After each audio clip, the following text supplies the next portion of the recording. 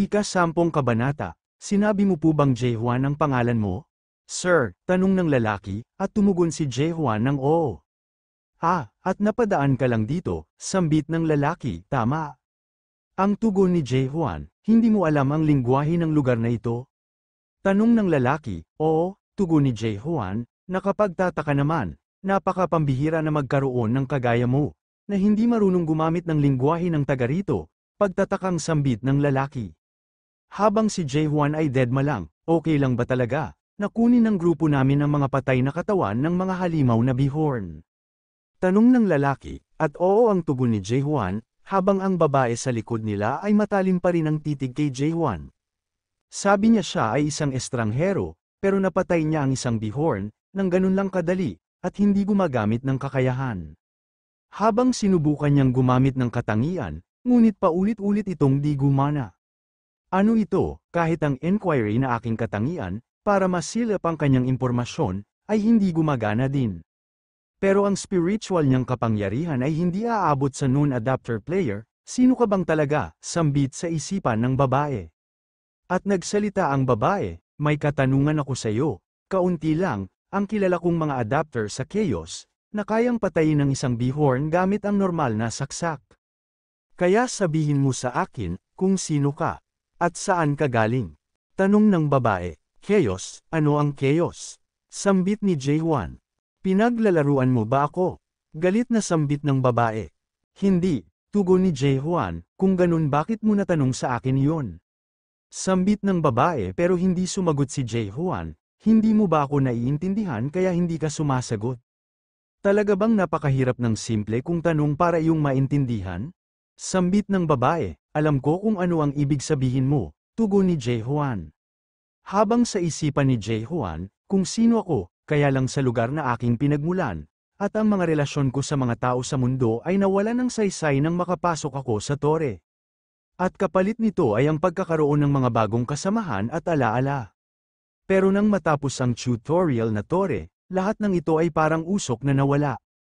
Pero maaring buhay sila, sa isang parte ng mundo, at ang gantimpala na nakuha ko sa pagtapos ng tore ay ang madala ko ang lahat ng mga alaala ko, tungo sa panibago kong simula. Maaaring hindi nila ako maalala pati na ang mga pinagdaanan namin sa tore. Kaya ang tugon na lang ni Jae-hwan sa babae ay hindi niya maalala. Ganun ba? Sambit ng babae na inakala niyang may amnesia si Jae-hwan. Pero agad niyang binawi, ito, ano sa tingin mo, yon ang sasabihin ko. Hindi ako baliw para maniwala sa mga sinasabi mo, kahit na seryoso ang boses at mukha mo, hindi yan o obra sa akin. Sambit ng babae, hindi ko naman sinabi na may amnesia ako. Sambit ni Jae-hwan, wala din yun pagkakaiba, ikaw ba ay isang nakatagong idolo ng abis? Sambit ng babae, at napailing si Jae-hwan dahil hindi niya alam ang pinagsasabi ng babae. Oo na, naiintindihan na kita, kaya wag mo na akong bungangaan. Sambit ni Jae-hwan habang ang armas niya ay nanginginig na naman, at lumaki ang bibig. Kaya may kinuha siya sa dimensional na lalagyan para pakainin ito. Ano ito, isang may kaluluwang armas?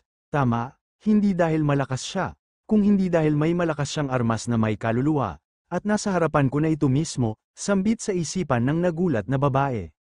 Habang ang ibang lalaki ay napatingin, isa ba yung may kaluluwang armas, at pinapakain niya ito ng kung ano. Sambit nila sa kanilang isipan, at nagka-interes ang grupo nila dahil sa armas na ito. Habang si Jae-hwan ay walang kamuwang-muwang sa balak nila. Hindi ko naisip na sisirain lang ng taong ito ang misyon ko. Natapos ko na sana ang aking misyon kung hindi lang siya dumating. May naisip ako, sambit sa isipan ng babae, kalimutan mo na ang mga tinanong ko, hindi na kita tatanungin kung sino ka. Pero ang kapalit, may kasunduan akong imumungkahi, gusto mo bang marinig? Sambit ng babae, at pagkatapos bigyan ng simpleng eksplanasyon ng babae na nagngangalang Mino, tungkol sa kung ano ang chaos, nagsimula na siyang magsalita tungkol sa grupo na kasama niya. Sila ay mga masasamang grupo, nakabilang sa clan na ang pangalan ay Red Fox. At gusto niyang patayin ko sila. Ganun ba? Sambit sa isipan ni Jae-hwan habang nakatingin sa kalalakihan. Malalaman mo din yan kalaunan, dahil pupuntiryahin kanila. At wag mo silang masyadong titigan, sambit ng babae. At dumating na ang gabi. Dahil inabutan na tayo ng gabi, mas okay kung dito tayo matulog.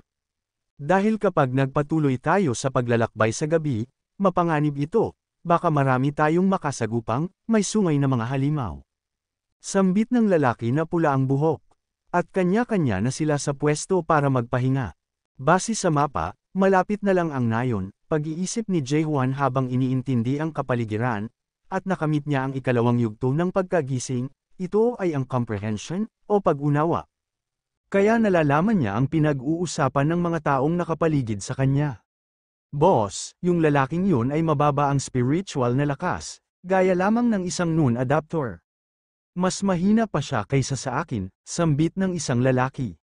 Tama ka, at alam ko na ito sa simula pa lang, sambit ng lalaking pula ang buhok.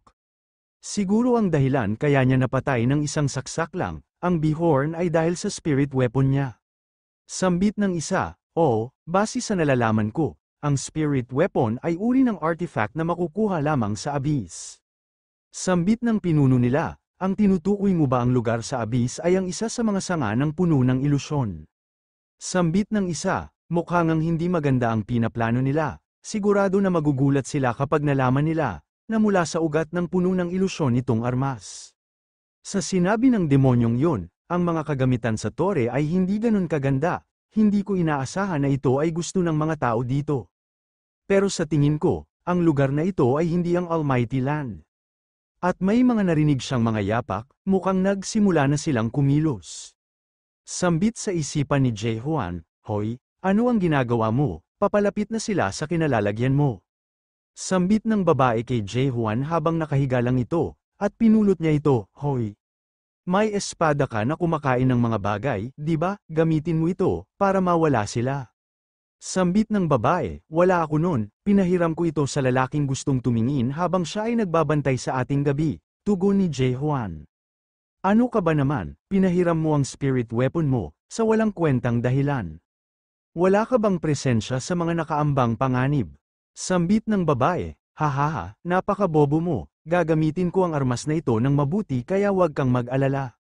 Pero kahit na nasayo ang armas na ito, wala din itong silbi sa harap ng grupo naming Red Fox. Habang napatanong ang grupo niya kung bakit sila tinawag, para lamang sa 2 tao. Gusto kong matapos ito ng mabilisan, para makauwi tayo ng mabilis. Sambit ng lalaking pula ang buhok, itong mga walang hiyang ito, gusto nyo talagang makakita ng dumadanak na dugo. Hali kayo, sambit ni Mino, sa wakas makikita ko na ang totoo niyang abilidad at lakas.